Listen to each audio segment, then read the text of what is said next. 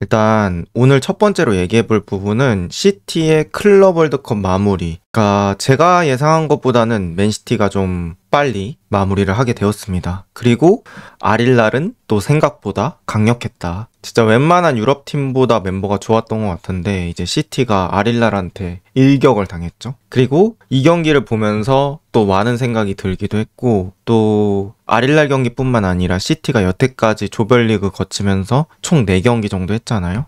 그래서 대회를 마무리하는 거에 있어서 한번 얘기를 해보려고 해요.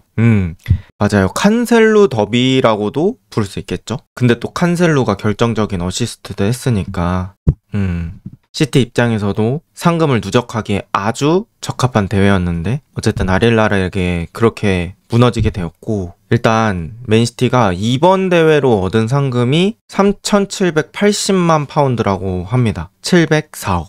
그런데 뭐 현지 측 얘기를 들어보니까 만약에 맨시티가 여기서 지지 않고 이겼다, 그러면 4천만 파운드 정도 확정이 되는 거였대요. 그리고 이제 8강전도 하고 그거에 따라서 조금 더 누적되는. 근데 지금 4경기 했는데 704억. 진짜 엄청난 수익이거든요. 리그컵 같은 경우에는 우승해도 5억 미만의 상금으로 알고 있어요. 그러니까 리그컵은 우승하기 위해서 정말 많은 경기를 거쳐야 하는 반면에 지금 클럽 월드컵은 4경기, 그것도 16강 탈락을 했는데 이 정도 벌었다. 그래서 시티 입장에서도 뭐 금전적으로 플러스가 되는 그런 대회였죠. 근데 중요한 건 뭐냐면 이 돈이 수입으로 기록이 되는 거잖아요. 그러니까 시티가 자기 지갑에 있는 걸 털어서 쓰는 게 아니라 이제 수입이 되는 거기 때문에 재정 규정 같은 거 있잖아요. 뭐 PSR이라든지 FFP라든지 그런 데도 좋게 작용을 하니까 어쨌든 상당히 긍정적인 상금이다, 이렇게 볼 수 있을 것 같고,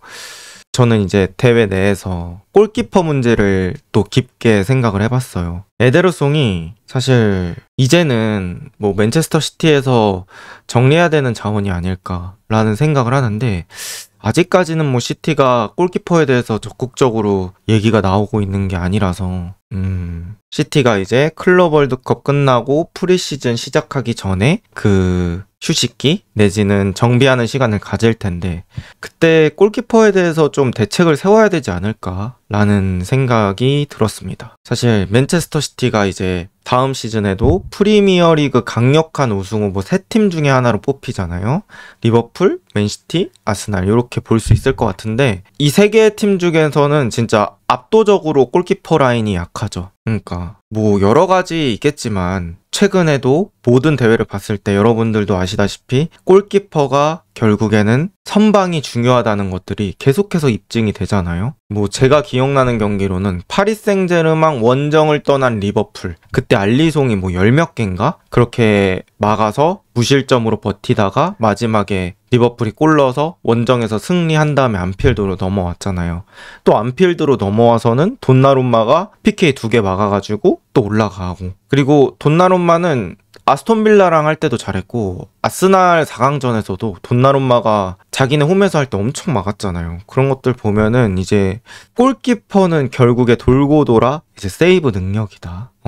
맞아요. 미넨 대 인테르 경기에서도 얀조모가 진짜 엄청난 활약을 보여줬고, 또 바르셀로나 인테르 때도 라민 야말 슈팅 얀조모가 몇 번 막았습니까? 그러니까 골키퍼가 단순히 이제 골을 막아준다 이런 의미도 있겠지만 이 분위기를 유지시켜주는데 정말 큰 역할을 하는 것 같아요. 그러니까 야 공격수들아, 내가 다 막아줄 테니까 너네 그냥 마음 놓고 해.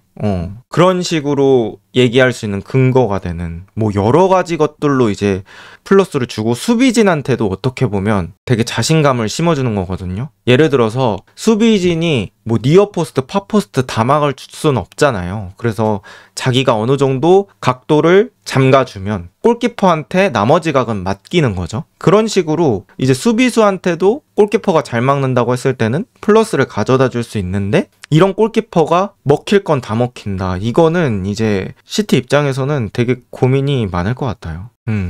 그리고 사실 이번 아릴날전에서 에데르송이 꼭 막아야 된다 이런 건 없었다고 저는 생각을 하긴 하거든요. 그러니까 내 골이 다 다 맞기에는 어쩔 수 없는 공이라고 볼 수도 있어요. 하지만 이제 에데르송이 우리가 지금까지 누적해온 에데르송의 그런 플레이들 있잖아요. 뭐 그런 거라든지 이제 골키퍼를 우리가 비싼 연봉 주고 고용하는 이유, 그건 결국에는 슈퍼 세이브를 바라고 하는 거잖아요. 먹힐 거 다 먹히는 골키퍼라고 하면 골키퍼한테 돈을 많이 쓸 필요가 없죠. 하지만 먹힐 것도 어쩌다 한번 막아주는 걸 기대하기 때문에 이제 골키퍼가 연봉을 받고 하는 건데, 그런 측면에서는 에데르송이 충분히 좀 아쉬웠다. 그렇다고 해서 이제 오르테가를 쓰자니 오르테가도 기복이 있고, 그래서 둘 다 나이도 있고 하다 보니까 어떻게 밸런스가 안 맞는 것 같아요. 둘 중에 누굴 쓰더라도 좀 뒷문이 불안한 그런 느낌이죠. 그래서 시티가 이번에 이적 시장에서도 골키퍼 개선을 좀 해야 되지 않을까라는 생각이 저는 들었던 그런 경기였습니다. 그리고 또 새로운 영입생들의 실력을 확인할 수 있는 대회이기도 했죠. 라인더로스, 누리, 셰르키, 어떻게 보면 맨체스터 시티가 이 클럽 월드컵 개막하는 타이밍에 맞춰서 빨리 사용을 하려고 영입을 좀 서두른 건 또 있는데, 라인더르스하고 누리는 저는 개인적으로는 바로 주전으로 사용이 가능한 정도라고 생각합니다. 그런데 이제 누리는 사실 누리가 수비가 장점이 아닌 것도 있지만 애초에 누리를 높게 올려 쓰기 때문에 누리가 물리적으로 이제 역습 때 다 대처하는 건 저는 힘들다고 생각을 해요. 그거는 외계인이 아닌 이상 일단 거리가 너무 멀기 때문에 수비 라인까지. 그래서 뭐 누리가 결정적으로 실수를 했다 뭐 이런 느낌은 저는 아니라고 생각합니다. 그러니까 누리를 윙어 위치까지 올리기 때문에 뭐 만약에 도쿠가 수비 못해서 골 먹혔다, 그래서 도쿠 탓이라고 얘기 안 하잖아요. 그런 것처럼 누리가 되게 왼쪽 윙어까지 올라갈 때가 있기 때문에 뭐 거기서 뚫리는 거는 맨시티가 전술적으로 커버를 쳐야 되는 부분이라고 생각해요. 그래서 그만큼 이제 그바르디올, 뭐 후뱅 디아스 이런 선수들의 어깨가 많이 무거워지긴 했죠. 그래서 후뱅 디아스, 또 그바르디올, 이제 복귀하는 로드리, 뭐 이런 선수들의 이제 콤비네이션 수비라고 해야 되나? 그런 것들이 있어야 또 아인누리 같은 선수는 더 공격적으로 사용할 수 있지 않을까 싶고, 라인더러스는 그냥 펩한테 이번에 눈도장 좀 제대로 찍은 것 같습니다. 그러니까 뭐 라인더러스가 게임을 엄청나게 바꾸는 그런 슈퍼스타적인 플레이는 아니더라도 기본적으로 이제 미드필더에서 장악력 높여주는 데 도움을 주고, 또 저점이 어느 정도 확보가 된 선수고 그냥 공 잘 차고 기본기가 괜찮은 선수다 보니까 저는 시티에서 많이 활용되지 않을까 싶고, 이제 셰르키는 슈퍼플레이, 원더플레이 이런 거는 있는데 아직은 조금 더 시간을 부여받는 걸 봐야 되지 않을까. 이번에 뭐 닭주전처럼 사용하진 않더라고요. 그리고 필포든이 뭐 아예 폼이 죽은 것도 아니고 그러다 보니까 시간 분배하면서 이제 셰르키는 키워보지 않을까. 셰르키가 이런 말하긴 좀 미안한데 외관에 비해서는 나이가 되게 어린 편이잖아요. 그래서 어떻게 보면 다른 팀에서는 약간 성장하는 시기의 자원이라고 볼 수 있어요. 그래서 셰르키가 당장 주전이 아니더라도 충분히 지켜볼 만한 시간이 있는 자원이 아닐까 이렇게 생각을 하고 네, 저는 균도안도 좀 얘기하고 싶어요. 여러분, 균도안도, 그러니까 펩이 균도안 되게 좋아하는 것 같아요. 그리고 균도안이 맨체스터 시티에서 여태까지 쌓아온 것들을 부정할 순 없죠. 뭐 주장도 했었고 막 리그 막판에 결정적인 득점들도 많이 해주고 균도안 때문에 우승을 차지할 수 있었던 그런 득점들도 있었잖아요.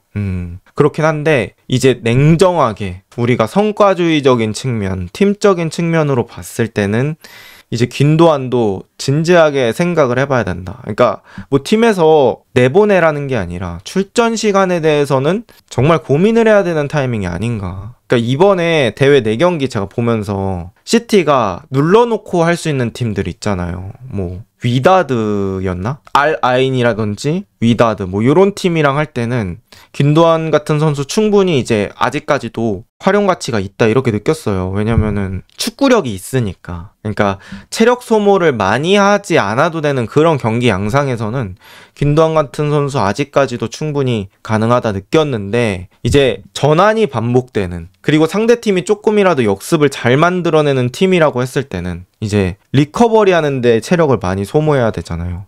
그럴 때는 균도안의 퍼포먼스가 또 줄어드는 느낌이 있더라고요. 이거는 뭐 균도안이 못한다 이런 느낌보다는 어쩔 수 없는 느낌이죠. 그래서 그런 것들을 또 펩이 관리를 잘 시켜줘야 되지 않나, 뭐 이런 생각이 있습니다. 그리고 이제 맨체스터 시티가 이번 이적 시장에 또 부지런하지 않은 것도 아니야. 되게 열심히 하고 나름 또 데려올 때 가격들도 다 합리적으로 데려왔는데, 지금 보니까 이제 바꿔야 될 부분들이 너무 많은 거죠. 그래서 아직까지도 이제 이적 시장에 할 일들이 많이 남았다 이렇게 생각을 합니다.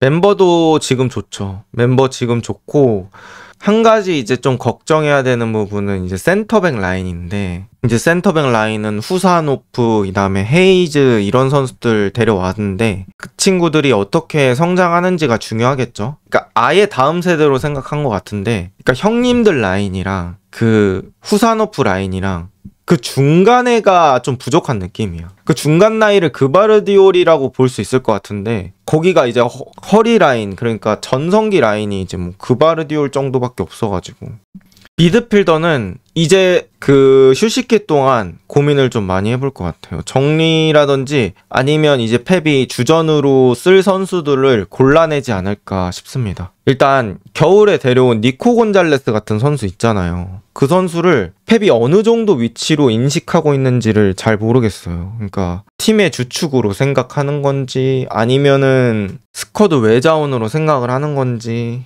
어쨌든 과르디올라 감독은 스쿼드 많이 가져가는 거는 원하지 않는 것 같기 때문에 FM으로 따졌을 때는 그 체력과 경기력이 있잖아요. 모든 선수의 경기력을 90% 이상으로 유지하고 싶어 하는 것 같아요. 그러려면 스쿼드 숫자가 많을 수 없고, 그래서 이제 자기가 컨트롤할 수 있는 그 정도의 선수로만 가고 싶어 하는 것 같은데, 일단은 지금 맨시티가 스쿼드 볼륨 자체는 많이 커져 있는 상황이죠. 정리도 해야 돼요. 시티가 이제 데려온 만큼 정리도 저는 꼭 필요하다고 생각을 합니다. 그래서 이제 이것과 연관되는 얘기로 펩이 빅네임 선수들과 중대 회담 예정이라고 합니다. 그러니까 빅네임이라고 하는 거는 뭐 트래블 시대 때 큰 역할을 했던 선수들일 수도 있고, 뭐 이제 원래 유명했던 선수들, 뭐 이런 선수들이겠죠. 이제 잭고원이라고 맨시티 쪽 1티어 언론인이 있죠. 이제 그 사람이 언급한 선수로는 이제 뭐 제가 여기 적어놓은 존 스톤스, 잭 그릴리시, 칼빈 필립스, 카일 워커, 맥카티, 에데르송 오르테가는 제가 적었고요. 어쨌든 이런 선수들이 있는데 한 명씩 한번 볼까요? 존 스톤스, 일단 한 시즌 남았습니다. 26년 여름까지로 되어 있고, 이제 스톤스도 어떻게 보면 혁신적인 선수였잖아요. 펩이 인버티드 풀백을 쓰다가 인버티드 센터백이라는 그런 핵심적인 개념, 패러다임을 가져오면서 거기서 완전히 핵심 선수로 자리 잡았던 선수가 존 스톤스. 센터백을 앞으로 끌어당겨서 3위 빌드업 하면서 수비형 미드필더처럼 사용하는 그런 선수였고, 트랩을 때 진짜 미드필더처럼 탈압박 잘해주고 로드리 옆에서 잘 도움을 줬었던 선수죠. 그래서 존 스톤스가 이제는 한 시즌 남았고, 문제는 유리몸입니다. 여러분들도 잘 아시겠지만 스톤스 좋은 발밑 가지고 있고 그런 미드필더적인 성향 가지고 있는 선수지만 너무 많이 다쳐요. 기회를 많이 줄 수가 없어요, 진짜. 그리고 FM이랑 게임 해보신 분들은 아시겠지만 유리몸은 진짜 답이 없습니다. 그러니까 얘 때문에 스쿼드 슬롯이 하나 차 있는데 주급은 주급대로 나가고, 새로운 선수를 영입 못하는데 또 나오면 괜찮기 때문에 머리가 아파요. 그래서 웬만하면은 이제 유리몸은 영입을 안 하는 게 맞는데, 어쨌든 이제 존 스톤스는 유리몸이고 주급도 높은 편입니다. 25만 파운드 4.6억 받고 있어서 스톤스는 일단 이번 시즌에 시티가 매각을 시도해 볼 것 같아요. 네, 잭고원도 이렇게 이름을 직접 얘기한 거 보면 8팀이 있으면 좀 매각을 시도해보고 거기서 안 되면은 재계약은 없지 않을까? 라는 생각이 있습니다. 만약에 재계약을 한다고 하면 그거는 조금 아쉬운 판단이 되지 않을까 싶고, 팔 수 있으면 팔고 아니면은 이제 자유계약으로 풀지 않을까. 저는 개인적으로 요렇게 추측을 하고요. 잭 그릴리시는 2시즌 남았는데 잭 그릴리시가 뭐 부상 문제도 좀 있었어요. 잔부상도 없는 편은 아니잖아요, 그릴리시가. 그런데 문제는 뭐냐면 이 기량적으로 특별함을 보여주지 못하고 있다는 거죠. 그러니까 저는 그릴리시가 22-23, 그러니까 트래블 시즌이 어떻게 보면 제일 잘했다고 평가받는 시즌이잖아요, 맨시티 소속일 때는. 근데 그때와의 차이가 뭐냐면 그릴리시가 그때는 공을 가지면 전진하는 비율들이 좀 있었단 말이에요, 상대 수비가 자리를 잡고 있어도. 근데 요즘 그릴리시는 뭐냐면 공 잡고 상대 수비가 자리 잡고 있어? 그럼 나 뒤로 백패스. 이거는 여러분 그릴리시 아니어도 할 수 있는 거잖아요. 도쿠도 돼, 백패스 뒤로 하는 거. 누구도 돼. 마테우스 누네스 거기 세워도 되고, 심지어 리코 루이스 거기 세워도 수비 있으면 백패스 하는 거 돼요. 그러니까 그릴리시가 여태까지 칭찬을 받았던 부분이 이제 파우사라고 하는 부분, 그러니까 공의 소유의 강점이 있는 선수였는데, 그러니까 그 상황에서 말하는 소유란 무엇이냐? 수비를 끌어당겼을 때의 소유죠. 근데 그릴리시는 지금은 수비를 끌어당기지 않고 그냥 수비가 있으면 백패스를 하게 되는 그런 장면들이 너무 많이 나오잖아요. 수비도 안 끌어당기고 백패스를 하는 거는 크게 도움이 안 돼요. 그래서 제가 느끼는 그릴리시는 자신감이 좀 많이 떨어져 있다. 여러분들도 아시겠지만 저는 그렇게 생각을 합니다. 그리고 그릴리시가 주급도 30만 파운드, 5.5억 상당히 많이 받고 있죠. 그래서 그릴리시도 잭고원이 좀 정리할 수 있는 선수 중에 하나가 아닌가? 이렇게 생각을 합니다. 그리고 이제 그릴리시는 뭐 여러 팀과도 얘기가 나오고 있죠. 그릴리시가 근데 만약에 저주급을 유지하면서 다른 팀으로 가려고 하면은 상당히 많은 난관에 부딪힐 것 같아요. 그래서 그릴리시는 좀 주급을 낮춰야지 잉글랜드에서 잔류할 수 있지 않을까라는 생각입니다. 그리고 그 다음에 이제 칼빈 필립스, 입스위치 임대 갔다 왔잖아요. 그랬는데 이제 칼빈 필립스도 사실 과르디올라의 계획에는 없는 선수인 것 같습니다. 그래서 칼빈 필립스도 매각하지 않을까 싶고, 카일 워커도 밀란 갔다 돌아왔는데 이제 잔류하지 않을 거라는 얘기를 제가 많이 들었어가지고 카일 워커도 이제 다른 팀 되지 않을까 싶고, 메카티가 좀 얘기가 나오고 있어요. 메카티도 이제 시티가 어떻게 보면 이제는 이선이 좀 많아졌잖아요. 포든, 귄도안, 베실바, 셰르키, 뭐 라인더러스 이선 되고, 마르무시, 그 다음에 오스카왑도 공미로 쓰자면 쓸 수 있고, 그러다 보니까 메카티가 사실 시티에서 이 라인을 뚫고 주전을 차지할 수 있을까? 여기선 쉽지 않다고 보거든요. 그래서 메카티도 제가 봤을 때는 매각 제안이 오면 매각하지 않을까 싶고요. 골키퍼는 아까 말씀드렸죠. 골키퍼는 시티가 아주 많은 고민, 심각한 고민이 들어가야 되는 포지션이라고 저는 생각을 합니다. 그래서 그렇게 바꿔야 될 것 같고, 문제는 이제 맨체스터 시티가 홈그로운 팀그로운이 좀 부족하다고 해요. 그래서 만약에 잭고원 얘기로는 지금 스쿼드대로 그대로 간다? 그럼 외국인 선수 4명을 이제 제외를 시켜야 된다, 뭐 이런 얘기까지 나오고 있어서 이제 잉글랜드 국적은 꼭 아니어도 되긴 하거든요. 홈그로운이 잉글랜드나 웨일즈에서 제가 알기로는 3년이었나? 그렇게 훈련을 받은 선수, 그 선수만 이제 홈그로운 규정으로 볼 수 있거든요. 맞아요. 아케가 이제 네덜란드 사람이지만 홈그로운이 되듯이 어쨌든 꼭 잉글랜드인은 아니어도 되는데 대부분 이제 잉글랜드 선수가 홈그가 될 확률이 높잖아요. 근데 이제 시티는 외국인 선수들도 많다 보니까 지금 홈그가 부족해질 수 있는 상황이래요. 그래서 이제 정리할 때도 좀 머리가 아픈 상황이다. 근데 여러분, 제가 지금 적어놓은 선수들 있잖아요. 존 스톤스, 잭 그릴리시, 칼빈 필립스, 카일 워커, 메카티, 전부 잉글랜드 선수입니다. 그래서 이 선수들을 매각하는데 또 고민이 있는 거죠. 제가 이 선수들 홈그인지는 확인을 해봐야 되지만 아마 다 홈그이지 않을까? 다 잉글랜드에서 훈련받지 않았을까 제가 생각하기론 그렇게 느껴지거든요. 어쨌든 이렇게 많은 선수들이 잉글랜드 국적이기 때문에 저기서 처리하는 게 또 쉽지 않을 것 같다. 이렇게 생각을 합니다. 네, 그러게요. 시티가 리브라멘토를 타겟으로 삼았다 뭐 이런 얘기 있었는데 지금은 뭔가 정점에 있는 그런 상황은 아닌 것 같고 살짝 사그라든 느낌은 있거든요. 그래서 시티 입장에서는 뭐 만약에 골키퍼 에데르송이나 우르테가를 정리한다고 했을 때는 또 골키퍼도 이제 잉글랜드 홈그 되는 선수로 데려오는 거 충분히 고려해볼 만하다고 생각하고요.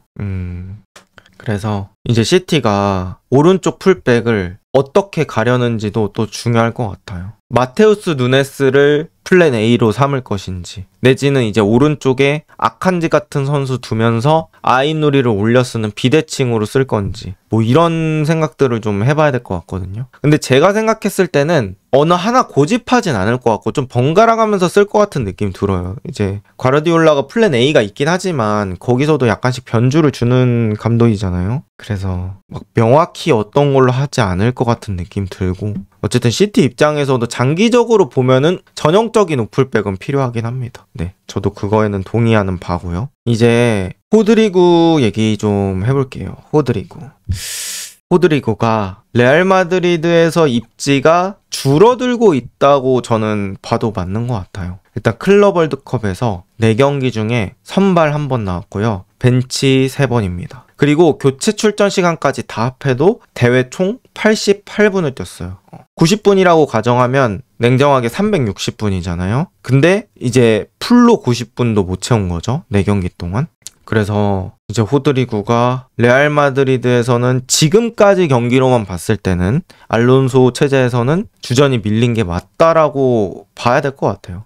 이렇게 많이 제외를 시켜버리는 건 전술적이든 아니든 일단은 주전에서 밀린 거라고 봐야 되고, 또 제가 얘기하고 싶은 부분은 만약에 전술적인 이유라고 하더라도 지금은 어떻게 보면 테스트해보는 단계잖아요. 근데 테스트할 때조차 지금 호드리구가 나오지 못하고 있잖아요. 이거는 알론소 볼에는 진짜 계획이 없을 수도 있다고 그렇게 생각이 듭니다. 지금 상황만 봤을 때는요. 근데 호드리구가 사실 이 문제는 알론소 오기 전부터 있긴 했었죠. 시즌 말에 호드리구 기용되는 빈도가 조금씩 줄어들기도 했고, 그러면서 이제 알론소로 넘어왔는데, 알론소는 지금 제가 최근에 본 경기로만 봤을 때는 투톱을 사용하는 것 같아요. 그래서 이제 3-4-1-2 느낌으로 섰었거든요. 이번 경기에서는 백스리에 하위선, 추아메니, 리디거 이렇게 두고 추아메니가 센터백 가운데서 볼을 돌려주는 역할을 해줬고, 그 위에 발베르데, 길러, 그리고 사이드에는 사이드백들 프란하고 아놀드, 그리고 그 위에 그 위에가 벨링엄이 약간 삼각형 느낌으로 공격형 미드필더처럼 서 있고, 그 바로 위에 투톱을 비니시우스랑 곤살로가 뛰었었거든요. 근데 그렇게 되면 이제 3-4-1-2 느낌으로 가는 건데, 호드리구가 2에서 닥주전으로 가기가 쉽지 않죠. 비니시우스, 음바페라는 슈퍼스타가 있기 때문에. 그러니까 물론 지금을 단정 지을 순 없잖아요. 호드리구가 비니시우스, 음바페랑 했을 때 뭐 호드리구가 기량이 폭발적으로 성장하면서 그 둘을 밀어낼 가능성이 당연히 0%는 아니죠. 그런데 이제 뭐 음바페라는 선수가 주는 상징성, 또 비니시우스라는 선수가 주는 상징성이나 스타성, 이런 거에 비해서는 호드리구가 좀 약한 느낌이 있잖아요. 그리고 또 호드리구가 자기도 왼쪽 윙어인데 어떻게 보면 레알 마드리드에서 자꾸 오른쪽 윙어로 뛰다 보니까 그런 부분도 이제 축구 선수로서의 어떻게 보면 자존심? 이런 것도 연관이 되겠죠. 근데 일단 호드리구가 X, 그러니까 옛날로 말하면 트위터에 이제 행복하다는 메시지 올리고 훈련 사진 올렸어요. 그래서 이제 뭐 대외적으로는 일단 언해피는 아닌 것 같습니다. 근데 이거는 뭐 속마음은 호드리구가 아닌 이상 모르고, 제가 이제 디애슬레틱 같은 걸 읽어보면 호드리구가 그렇게 뭐 말이 많은 편이 아니래요. 그러니까 MBTI로 치면은 I라고 해야 되나? 그렇게 약간은 내성적인 편인가 봐. 그래서 이제 속마음을 잘 알기 쉽지 않은 그런 스타일인가 봐요. 그래서 지금 호드리구의 생각이 좀 중요할 것 같고, 제가 관련해서 비슷한 기사들 몇 개 읽어봤는데, 이제 레알 마드리드 입장에서는 9천만 유로 정도로 값어치를 매기고 있대요. 근데 그게 어떻게 보면 저는 당연하다고 봐요. 그러니까 호드리구가 솔직히 증명을 했잖아. 뭐 챔피언스 리그든 큰 팀이랑 경기든 어쨌든 고점 확실하게 보여준 선수고, 나이도 어린 편이기 때문에 지금 시장에 나오는 매물이 뭐 1,000억 기본적으로 넘어가는 시대에서 충분히 호드리구는 그 정도 가격표를 받을 수 있다고 생각을 하거든요. 근데 이제 호드리구를 영입하려는 팀들 입장에서는 그냥 순수 금액이 크다 보니까 부담은 되긴 되죠. 그래서 이제 레알 마드리드 입장에서는 야, 우리 9천만 유로 아니면 안 팔겠다, 뭐 요런 듯한 스탠스가 있으니까 지금은 약간 잉글랜드 구단들이 조금 뒤로 물러선 상황이래요. 그리고 이제 현지 기자들이 얘기하기로는 호드리구 딜은 이제 이적 시장 초에 성사되기는 어려울 것 같다. 아무래도 금액이 너무 크다 보니까 이런 빅딜은 좀 마지막까지 지켜본 다음에 결정이 날 것 같다, 뭐 이런 얘기를 하더라고요. 그래서 일단은 호드리구가 지금 행복하다고 올리긴 했지만, 제가 봤을 때는 이 정도 실력 가지고 있으면은 저는 벤치에는 만족 못할 것 같거든요. 그래서 호드리구 기복이라는 게 약간 저는 이런 느낌. 그러니까 호드리구는 공 잡았을 때 터치가 튀고 뭐 어이없는 슈팅하고 패스 미스하고 이런 기복이 아니라 공을 잘 못 받아요. 그러니까 터치가 별로 없어, 못하는 날은. 그러니까 사라진다고 표현을 해야 되나요? 그런 느낌이 들어요. 그러니까 오늘 호드리구 존재감이 없네? 이런 느낌의 기복이라고 해야 되나? 저는 그렇게 많이 느꼈어요. 어쨌든 뭐 최근에 이제 시장에 왼쪽 윙어가 워낙 또 매물이 없기도 하고, 그러다 보니까 저는 호드리구급 매물이 지금 시장에 나와 있는 친구들로 봤을 때는 아예 없다 생각하거든요. 그러니까 호드리구가 왼쪽 윙어 원탑이다, 매물 중에는. 저는 그렇게 생각을 하고, 이제 호드리구가 다른 팀 어디로 이적할지가 또 중요하겠죠. 근데 어떻게 보면 본인도 처음 겪어보는 상황이 아닐까? 이제 호드리구가 그동안 뭐 주전에서 못 뛰었던 거는 이제 나이가 어릴 때, 성장하는 단계일 때 선배님들이 원래 있으니까 안 뛰는 거는 뭔가 자연스러운데, 이제 호드리구가 어느 정도 전성기 나이대에 진입하고 팀의 주전으로 자리 잡았는데 다시 벤치로 밀리는 느낌은 또 다를 거잖아요. 그래서 호드리구 입장에서도 고민이 많을 것 같습니다. 그리고 또 레알 마드리드 얘기하니까 추가적으로 얘기하고 싶은 선수가, 저는 곤살로 가르시아. 야, 물건입니다. 진짜 저는 개인적으로 이렇게 표현을 하고 싶은 게 약간 밸런스가 좋은 선수라고 저는 생각을 합니다.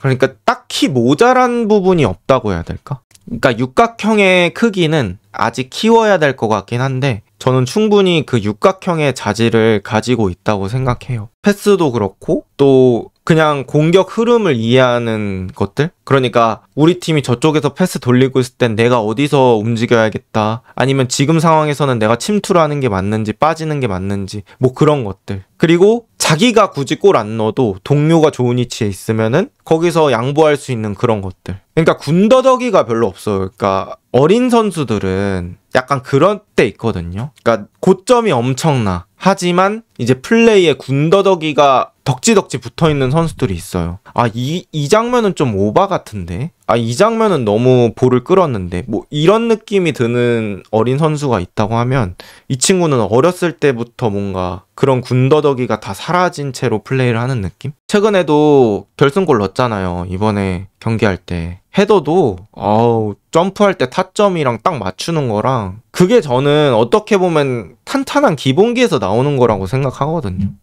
점프 타이밍 딱 돌려서 머리 맞추는 거, 이런 것들 진짜 기본적인 거지만 그 기본을 잘하는 선수가 많지 않잖아요. 근데 곤살로 가르시아는 딱 그런 게 갖춰져 있는 느낌. 그래서 만약에 곤살로 가르시아가 이 폼을 계속 유지한다, 그리고 이제 알론소가 얘 써보니까 괜찮다, 이렇게 생각이 들면 저는 로테이션 자원으로 쓸 수 있을 것 같고, 아까 엔드릭이랑 비교하면 어떻게 보냐고 물어보셨는데, 저는 개인적으로 제가 감독이면 저는 곤살로 가르시아 같은 선수 씁니다. 그러니까 엔드릭이 뭔가 되게 스타성 있고 되게 포텐셜이 있어 보이긴 하거든요. 근데 말 그대로 포텐셜은 성과로 이어져야, 그게 무르익어야 나중에 다시 뒤를 돌아봤을 때 아, 얘 포텐셜 어릴 때도 있었지, 이렇게 얘기할 수 있는 거잖아요. 포텐셜은 말 그대로 미지의 영역인 거잖아. 그거를 터트려야 나중에 과거를 돌아봤을 때 포텐셜이라고 아는 거지. 맞아요. 포텐도 터져야 아는 거다. 근데 이제 곤살로 가르시아는 지금 당장 계속해서 성과를 내고 있으니까 제가 봤을 때는 이제 투톱식으로 갔을 때 곤살로 가르시아 충분히 로테이션 자원으로 쓸만하다. 레알 마드리드도 챔피언스리그 나가니까 경기 많이 뛰어야 되잖아요. 그랬을 때는 저는 충분히 사용할 만한 가치가 있는 선수라고 느꼈어요. 지금 클럽 월드컵의 폼을 유지한다고 가정했을 때. 그래서 어쨌든 곤살로 가르시아, 호드리구 이렇게 얘기해봤고요. 그 다음은 리버풀 내지는 바이에른 뮌헨의 얘기입니다. 바이에른 뮌헨이 계속해서 왼쪽 윙어를 찾고 있는 것 같은데 참 난관이 많네요.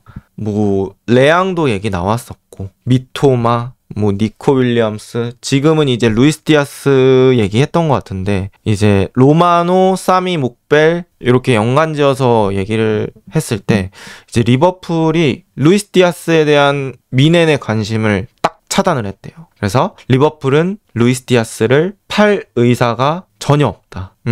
우리 안 판다, 돌아가, 이렇게 한 거죠. 근데 루이스 디아스가 어떻게 보면 리버풀 팬들이 보기에는 좀 애매하다고 평가를 받을 때가 있잖아요. 저도 이제 경기를 보면서 그걸 느끼긴 하는데 또 이제 외부에서 보기에는 되게 좋게 보고 있는 것 같아요. 지금 뭐 얘기 나오는 클럽들이 바르셀로나, 바이에른 뮌헨 뭐 이런 큰 클럽들이 또 계속해서 얘기가 나오고 있잖아요. 그래서 또 루이스 디아스 얘기 많이 나오고 있고, 저는 이제 리버풀이 누네스를 매물로 생각하고 있는 것 같은데 만약에 이제 누네스를 판다? 라고 가정을 했을 때는 루이스 디아스 활용 가치가 저는 더 올라간다고 생각하거든요. 그러니까 가짜 9번으로 슬롯 체제에서 어느 정도 성공을 거둬봤기도 했고 유틸성이 있는 자원이잖아요. 그리고 루이스 디아스 같은 선수가 진짜 좋은 게 뭐냐면 1선 되고 2선 세 자리 다 되잖아요. 그러니까 앞쪽에 있는 네 자리가 다 되는 건데 그럼 이런 선수를 교체할 때 되게 유용하게 써먹을 수 있죠. 그러니까 디아스를 계속 경기장에 남겨놓고 다른 선수를 넣으면서 디아스 자리만 계속 바꿔주면 되잖아요. 그래서 저는 뭐 리버풀에서는 루이스 디아스 어느 한 자리 진짜 딱 주전이야 이런 느낌보다는 여러 자리에서 기여를 많이 해줄 수 있는 자원이라서 저 같아도 안 팔 것 같아요. 루이스 디아스 뭐 나중에 재계약을 하는 거는 좀 생각을 해봐야 되겠지만 지금 저는 굳이 팔 필요가 있을까? 라는 생각이고, 또 막상 또 루이스 디아스를 팔자니 루이스 디아스급 매물이 별로 없잖아요. 지금 타이밍 자체가 또 리버풀이 팔기도 애매한 게 오케이 루이스 디아스 팔아서 돈 받았어. 그 돈으로 다른 매물 사는 것도 되게 지금 머리가 아픈 상황이에요. 그러니까 시장에 막 왼쪽 매물이 풍년이야. 그랬을 경우에는 루이스 디아스도 팔겠죠. 근데 그것도 아니잖아. 그래서 이제 팔고 또 이 정도 급 사오는 게 쉽지 않으니까 지금 리버풀 입장에선 그런 상황이고, 바이에른 뮌헨이 어떻게 될지 모르겠어요. 일단 르로이 사네는 이제 티르키예로 갈 것 같고, 지금 남아있는 왼쪽 윙어 가능한 선수가 그나브리, 코망, 그리고 무시알라도 뭐 타협하면 왼쪽 윙어 갈 수 있긴 한데 그러니까 바이에른 뮌헨도 결국에는 리그 우승을 넘어서 챔피언스 리그까지 노려봐야 하는 팀이다 보니까 또 생각을 많이 해봐야겠죠. 그렇게 생각하니까 진짜 다시 생각나는 게 파리 생제르맹이 흡이차 진짜 잘 산 것 같지 않나요? 여러분들 되게 이적 그 과정도 되게 컴팩트하게 탁 잘 데려온 것 같고, 그러니까 그 정도 다재다능한 선수를 진짜 잘 데려온 것 같아요. 정말 좋았던 판단. 그러니까요. 그런 선수를 두고 이제 돈이 안 아깝다라고 얘기할 수 있는 것 같아요. 이게 뭐 별개 얘기지만 이적 시장에서 많은 돈을 주고 사오는데 이제 얘가 잘하면 돈 얘기를 거의 안 하게 되더라고요. 데클란 라이스 같은 선수 여러분들 이적료가 그때 당시 1600억이었거든요. 아마 지금 환율로 하면 더 높을 거예요. 그럼에도 데클란 라이스는 그런 숫자가 떠오르지 않잖아요. 카이세도도 마찬가지. 올 때 이적료 엄청 많이 주긴 했는데 또 잘하니까 실력적인 것만 얘기가 나오고 그런 거 보면은 확실히 이제 이적 시장도 결국에는 성공시키면 된다. 또 이런 생각이 들고요. 그 다음에 또 에제 이야기입니다. 온스테인이 이제 에제 영입과 윙어 스트라이커 영입은 별도다 이렇게 얘기를 했어요. 그러니까 아스날 얘기인데요. 에제가 토트넘이랑 링크 뜨다가 아스날이랑도 링크가 많이 뜨고 있어요. 최근에는 아스날 얘기가 되게 많죠. 근데 이제 에제가 영입을 하는데 아스날이 에제 영입 오케이 요거 빼고도 윙어 스트라이커 추가 영입할 그런 계획을 가지고 있다는 식으로 이제 온스텐이 얘기한 거예요. 그러니까 아스날도 이번 이적 시장에서 진짜 완전 불태우려고 하는 것 같아요. 그리고 케파, 레르고르, 수비맨디 뭐 이런 선수들 하나하나 잘 데려오면서 스쿼드 전체 그 퀄리티와 양 이런 것들을 잘 채워가고 있는 느낌인데 에제는 아스날 오면 어떻게 쓸 것 같냐면 왼쪽 윙어도 가능하고 이제 웨데고르 폼 저하됐을 때 공격형 미드필더 역할도 충분히 수행할 수 있지 않을까 이렇게 생각을 합니다. 만약에 이제 에제가 왼쪽 윙어로 나온다. 그랬을 때는 이제 에제를 왼쪽 윙어에서는 플레이메이킹 하는 식으로 사용하고 오른쪽 윙어에서는 사카가 직접 타격하는 식으로 사용하고 뭐 이렇게 하면은 저는 또 양쪽 조합을 되게 신선하게 가져갈 수 있다는 생각도 들어요. 그리고 사카도 심지어 플레이메이킹 잘하는 선수니까 양쪽에서 다 메이드가 된다 이렇게 생각을 하고 그쵸. 기본적으로는 아마 웨데고르가 당연히 주전이 되겠죠. 게다가 이제 웨데고르는 팀의 주장이기도 하니까 당연히 웨데고르가 주전인데 이제 문제는 웨데고르가 지난 시즌 하듯이 이번 시즌도 해버린다. 그러니까 24, 25 하듯이 25, 26도 해버린다. 이러면 아스날 입장에서도 우승을 하려면 이악 물고 출전 시간을 줄여야 될 수도 있어요.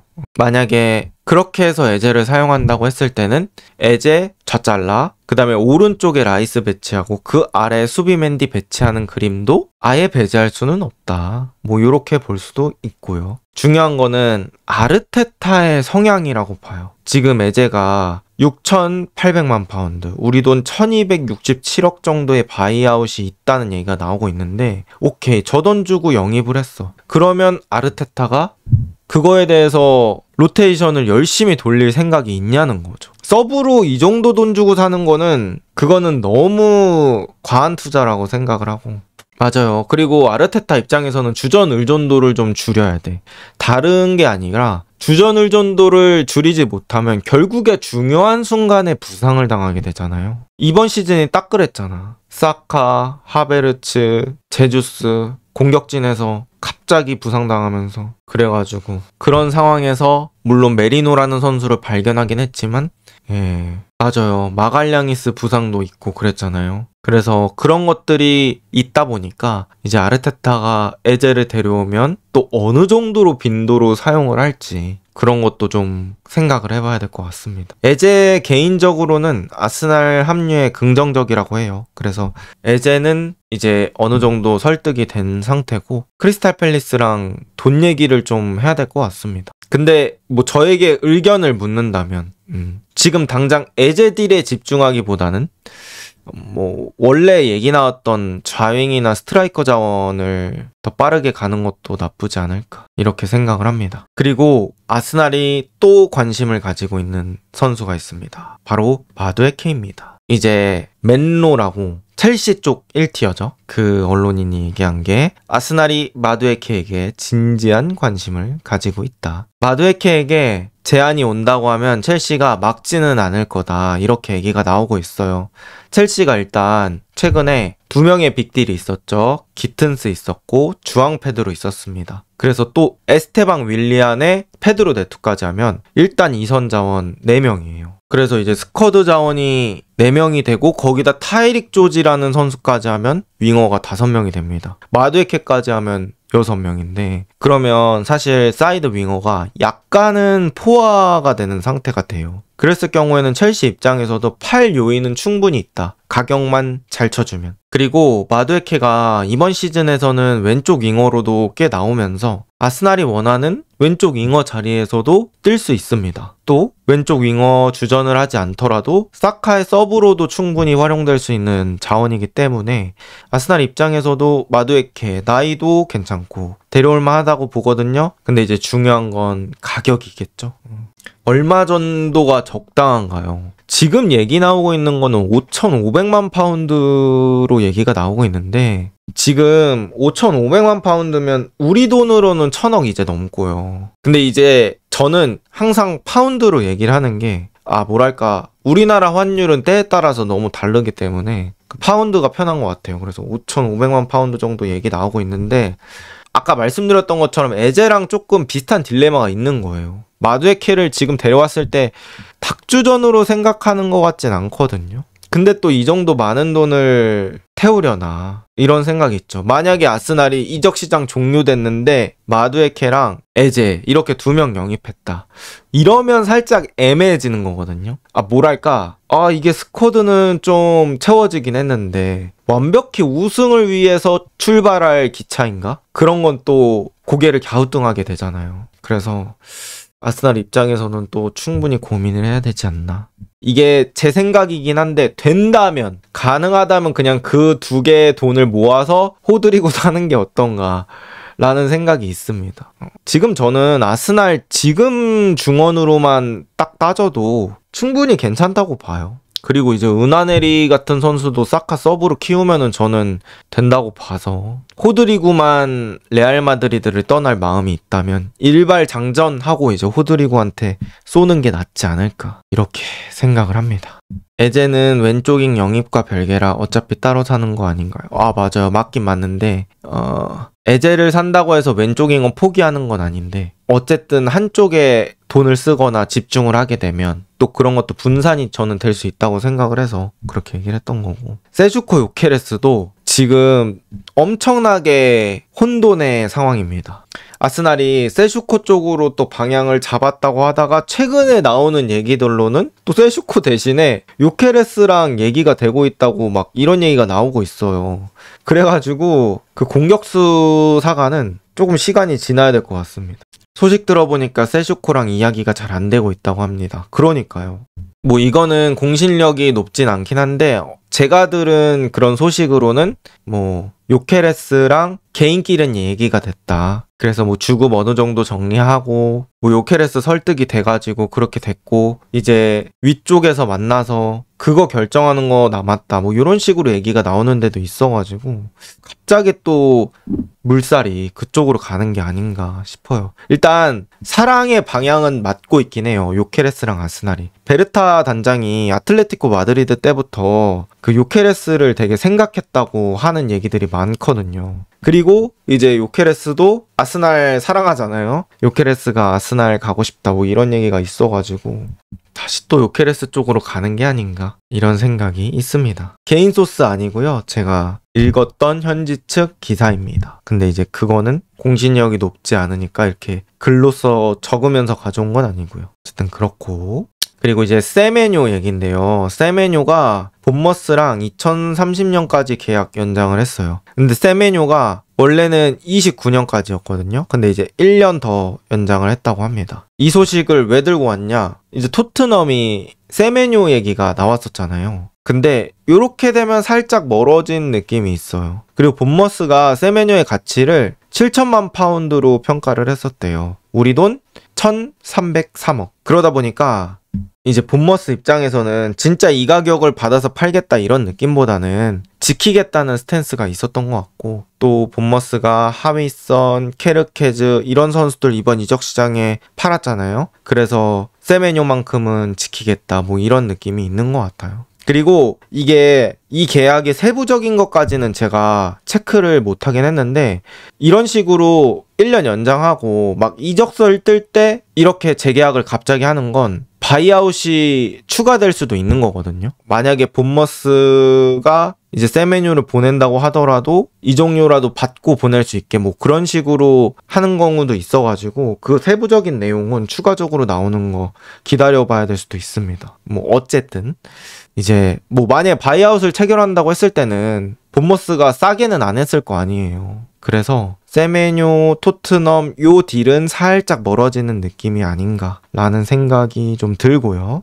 이제 이 타이밍과 좀 발맞춰서 토트넘이 또 쿠두스 얘기가 나오고 있죠. 쿠두스는 제가 또 영상으로 따로 만들었으니까 그거 봐주시면 감사하겠고, 그 다음에 케파 아스날 오피셜 떴습니다. 역사상 가장 비싼 골키퍼 8천만 유로짜리 1034억 원짜리 골키퍼. 근데 이제 아스날에서는 등번호 13번이고요. 아스날 갈 때는 500만 파운드 75억으로 합류했다고 합니다. 그러니까 가치가 10배보다 더 떨어졌네.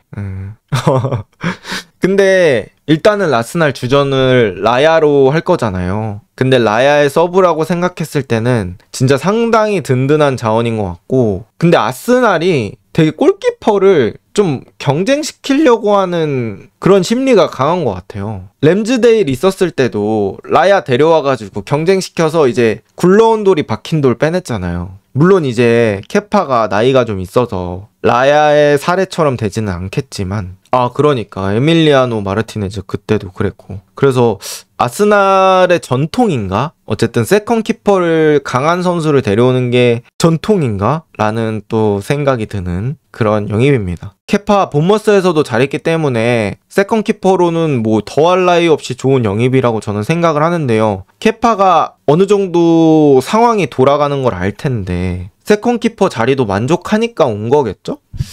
물론 이제 케파는 이 케파의 성격을 제가 완전히 잘 알지는 모르지만 그 아니시발 안나가 사건에서 보면은 좀 에고가 있는 선수 같거든요. 그래서 아스날에서 자기가 충분히 주전 먹을 수도 있다고 생각할 수도 있을 것 같아. 그래서 내가 라야 한번 제껴볼 수도 있지 않나 뭐 이런 생각으로 왔을 수도 있죠. 그 속마음은 모르죠. 그래서 그런 생각이 있습니다. 어쨌든 아스날 탄탄해요. 이번 이적 시장 리버풀, 맨시티 워낙 잘하고 있어서 그렇지 아스날도 하나하나 퍼즐을 맞춰가는 느낌이고요. 결국에 뭐 이적 시장 평가는 초반에 끝나는 게 아니라 저기 9월 돼봐야지 아는 거기 때문에 또 아스날의 행보도 좀 기대를 해보겠고요. 의외로 지금 토트넘이 좀 조용한 느낌이 있습니다. 토트넘도 감독 바뀌고 하다 보니까 정신이 없는 것 같아요. 그 다음 이제 FA 최대어라고 볼 수 있죠. 조나선 데이비드, 뭐 조선대라고도 하던데 유벤투스 희위고가 떴습니다. 이번 이적 시장 FA 최대 매물이고요. 3시즌 연속 25골 넣었어요. 이거는 대단한 거예요. 3시즌 연속 25골, 26골, 26골. 야, 잘했고요. 포처 또는 라인 브레이커 유형이라고 볼 수 있을 것 같습니다. 근데 제가 이제 조나선 데이비드 약간 스카우팅 리포트처럼 찍은 영상이 있는데 그때 제가 썸네일에 뭐라고 했냐면 캐나다 인작이라고 했어요. 근데 좀 빠른 인작이라고 해야 되나? 어쨌든 골은 잘 넣음. 약간 치차리토 인작이 이런 유형이라고 해야 되나? 저는 그런 느낌이 많이 들었습니다. 오프 더 볼이 되게 좋아요. 그리고 약간 동료들의 컵백 받아서 득점 잘하고 슛하는 위치 자체가 골 확률이 되게 높은 위치에서 슈팅을 많이 하는 느낌 들었어요. 어쨌든 뭐 그것도 잘하는 거죠. 그러니까 그렇게 해서 골 많이 넣으면 결국 장땡입니다. 그래서 FA 시장에서는 되게 러브콜이 있었던 선수로 알고 있는데 결국에는 이제 유벤투스라는 또 빅클럽으로 가게 되었습니다. 단점이 메이킹, 뭐 포스트 플레이 이런 것들이 있을 수 있겠죠. 경기 영향력을 골로써 대변하는 선수라고 생각합니다. 약간 스트라이커 같은 존슨 느낌? 누가 적어주셨네요. 톱 존슨이라고. 맞아요. 저도 스트라이커 존슨 같은 느낌이 좀 들었어요. 그래서 오늘 소식은 여기서 정리해보도록 하겠습니다.